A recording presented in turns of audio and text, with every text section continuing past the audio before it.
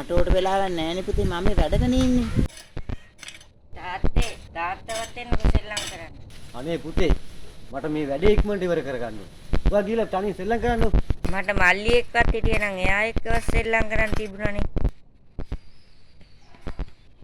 අනේ අම්මේ මට මල්ලි එක්කත් ගෙනත් දෙන්නකෝ. එතකොට මට පුළුවන් එයාත් එක්ක සෙල්ලම් කරන්න. අනේ තාත්තේ. අම්මට කියන්නකෝ මට මල්ලියෙක් ගෙනත් දෙන්න කියලා. නේ අවුලද? මේ පොඩි එකාගේ අයියාව පොඩ්ඩක් මොනවාරි කරලා නවත්තලාකෝ. මොන මගුලක්ද මන්ද? පුතේ ඔයාට මල්ලියෙක් ඉන්නව පුතේ? මල්ලියෙක් ඉන්නවා. ඉතින් කොහෙද? තැනක ඉන්නවා. හැබැයි එයයි ඔයාට දකින්න ටිකක් අමාරුයි. හැබැයි කවදා හරි ඔයාට යාව දකින්න පුළුවන් වේවි. ඇයි අම්මේ එයාව මට දකින්න බැරි?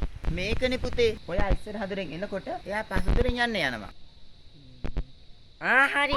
ඒ කියන්නේ මගේ අනිත් තාත්ති වගේ නේද අම්මි?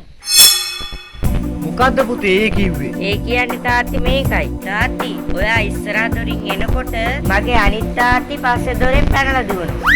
ඈ